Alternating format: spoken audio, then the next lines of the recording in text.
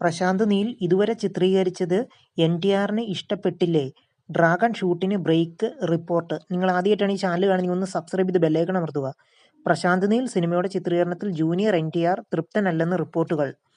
KGF franchisees, Salaar എന്നീ ചിത്രങ്ങളിലൂടെ India മുഴുവൻ ശ്രദ്ധ നേടിയ സംവിധായകനാണ് പ്രശാന്ത് നീൽ. ജൂനിയർ NTRനെ നായകനാക്കി ഇദ്ദേഹത്തിന്റെ അടുത്ത ചിത്രം ഡ്രാഗൺ അണിയറയിൽ ഒരുങ്ങുകയാണ്. വലിയ പ്രതീക്ഷയാണ് ആരാധകർക്ക് ഈ സിനിമയ്ക്ക് മുകളിൽ ഉള്ളത്. ചില പ്രശ്നങ്ങൾ കാരണം സിനിമയുടെ ചിത്രീകരണം നിർത്തിവച്ചിരുന്നു. 2 മാസത്തെ ഇടവേളയ്ക്ക് ശേഷം ഷൂട്ടിംഗ് ഉടൻ പുനരാരംഭിക്കുമെന്ന് നിർമ്മാതാവ് നവീൻ അടുത്തിടെ വ്യക്തമാക്കിയിരുന്നു. എന്നാൽ ഇതുവരെ ചിത്രീകരിച്ച ദൃശ്യങ്ങളിൽ NTR പൂർണ്ണമായും തൃപ്തനല്ലെന്നാണ് പുറത്തുവരുന്ന റിപ്പോർട്ടുകൾ. തിരക്കഥയിൽ മാറ്റങ്ങൾ വരുത്തുന്നതോ കഥാഗതിയിൽ ഭാഗികമായല്ലെങ്കിലും മാറ്റങ്ങൾ വരുത്തുന്നതോ പരിഗണിക്കേണ്ടതുണ്ടെന്ന് റിപ്പോർട്ടുകളിൽ പറയുന്നത്. ഔദ്യോഗിക സ്ഥിരീകരണം ഇല്ലെങ്കിലും ഈ ഗോസിപ്പ് ബോളിവുഡ് സർക്കിളുകളിൽ ശക്തമായി പ്രചരിക്കുന്നുണ്ട്. ഡ്രാഗൺ എന്ന സിനിമയുടെ പേരിൽ മാറ്റം വരുത്തുമെന്നും റിപ്പോർട്ടുകൾ ഉണ്ടായിരുന്നു. തമിഴ് പ്രദീപ് രംഗനാഥൻ ചിത്രം ഡ്രാഗൺ വന്നതുകൊണ്ടാണ് സിനിമയുടെ പേര് മാറ്റുന്നതെന്നാണ് സൂചന. ഇതിലും ഔദ്യോഗിക സ്ഥിരീകരണം ഉണ്ടായിട്ടില്ല. അടുത്ത വർഷം ആദ്യം ഈ ചിത്രം തിയേറ്ററിൽ എത്തുമെന്നാണ് പ്രതീക്ഷിക്കുന്നത്. മാസ് ഹീറോയായ NTRും പ്രശാന്ത് നീലും ഒന്നിക്കുമ്പോൾ ഒരുപാട് പ്രതീക്ഷകളാണ് സിനിമാ പ്രേമികൾക്ക് ഉള്ളത്. മലയാളി താരങ്ങളായ ടൊവിനോ തോമസും ബിജു മേനോനും ചിത്രത്തിൽ പ്രധാന റോളിലെത്തുമെന്ന് അടുത്തിടെ ഒരു അഭിമുഖത്തിൽ പൃഥ്വിരാജ് വെളിപ്പെടുത്തിയിരുന്നു. പ്രശാന്ത് നീൽ ഇവർക്ക് അർഹിക്കുന്ന ബഹുമാനത്തോടുകൂടിയുള്ള റോളുകൾ നൽകുമെന്ന് കരുതുന്നതും പൃഥ്വി പറഞ്ഞിരുന്നു. നിങ്ങൾ ആദ്യമായിട്ടാണ് ഈ ചാനൽ കാണുന്നത്, ഒന്ന് സബ്സ്ക്രൈബ് ചെയ്ത് ബെല്ലൈക്കൺ അമർത്തുക.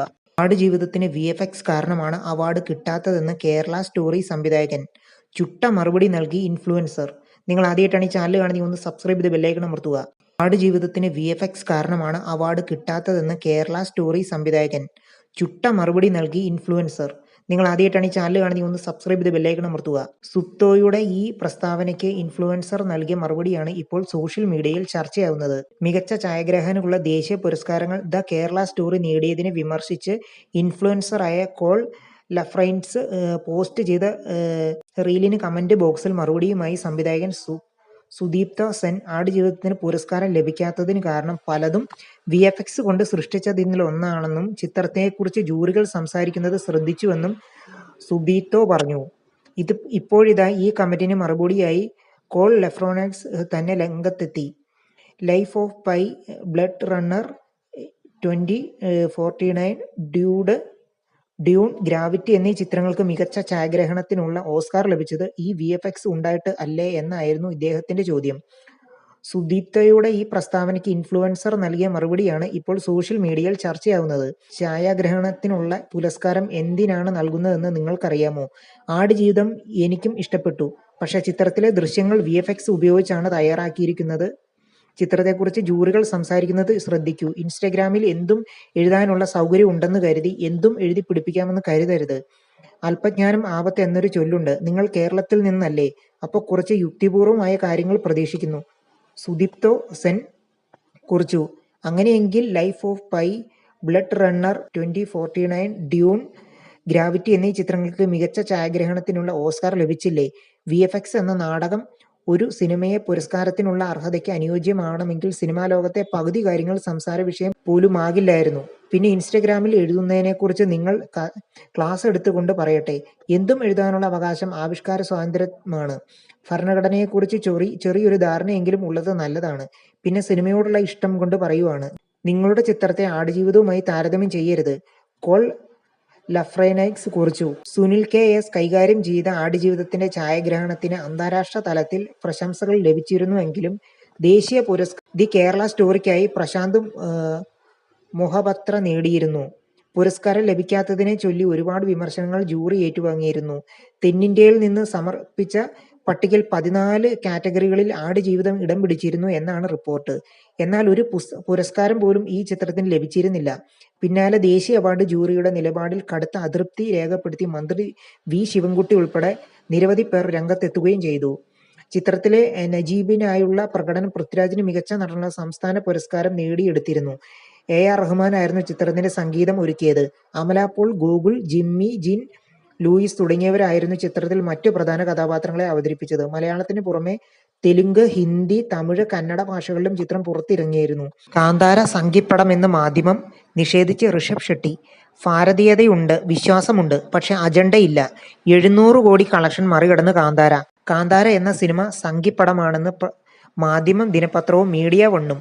പക്ഷെ അങ്ങനെയൊരു അജണ്ടയോ പ്രത്യയശാസ്ത്രമോ കാന്താരയിൽ ഇല്ലെന്നും ഭാരതീയതയും വിശ്വാസവും ഉണ്ടെന്നും ഋഷഭ് ഷെട്ടി. കാന്താര എന്ന സിനിമ സംഘിപ്പടമാണെന്ന് മാധ്യമം, ദിനപത്രം, മീഡിയ വണ്ണും. പക്ഷെ അങ്ങനെയൊരു അജണ്ടയോ പ്രത്യയശാസ്ത്രമോ കാന്താരയിൽ ഇല്ലെന്നും ഭാരതീയതയും വിശ്വാസവും ഉണ്ടെന്നും ഋഷഭ് ഷെട്ടി. തെയ്യവും കോലവും പ്രാർത്ഥനയും പൂജയും ഹിന്ദു രാജാക്കന്മാരെയും കാണിക്കുന്നത് കൊണ്ടാകാം ഇതിനെ സംഘിപ്പടമെന്ന് കൊട്ടിഘോഷിക്കുകയാണ് മാധ്യമവും, മീഡിയ വണ്ണും ഉൾപ്പെടെയുള്ള മാധ്യമങ്ങൾ. എന്റെ അമ്മ ദൈവത്തെ ആരാധിക്കുന്ന ആളാണ്. ഞാനും അങ്ങനെ തന്നെ. ഞങ്ങൾ കുടുംബപരമായി വിശ്വാസികളാണ്. അത് ഞങ്ങളുടെ ജീവിത ശൈലിയാണ്. ഷൂട്ടിംഗ് സമയത്ത് പൂജ ചെയ്യാറുണ്ട്. ക്യാമറയെ വണങ്ങിയാണ് ഷൂട്ടിംഗ് ആരംഭിക്കുക. ഋഷഭ് ഷെട്ടി എല്ലാം തുറന്നു പറയുന്നു. നാടോടിക്കഥകളെക്കുറിച്ചും ഭാരതീയതയെക്കുറിച്ചും വിശ്വാസ രീതികളെക്കുറിച്ചും ആളുകളോട് പറയേണ്ടതുണ്ട്. ഇതെല്ലാം ചേർത്താണ് സിനിമയുടെ കഥ എഴുതിയത്. അല്ലാതെ പ്രത്യേക അജണ്ടയോ പ്രത്യയശാസ്ത്രമോ ഇല്ല, ഋഷഭ് ഷെട്ടി പറയുന്നു. ഋഷഭ് ഷെട്ടിയുടെ കാന്താര ചാപ്റ്റർ 1 കന്നഡ സിനിമയിലെ എല്ലാ പ്രധാന ബോക്സ് ഓഫീസ് റെക്കോർഡുകളും തകർക്കുകയാണ്. ദസറ അവധിക്കാലത്ത് 2025 ഒക്ടോബർ 2 പുറത്തിറങ്ങിയ ചിത്രം ആദ്യ ദിനം തന്നെ വൻ കളക്ഷൻ നേടി. സകല റെക്കോർഡുകളും മറികടന്ന ചിത്രം ഇപ്പോൾ തിയേറ്ററുകളിൽ 18 ദിവസം പിന്നിട്ടു.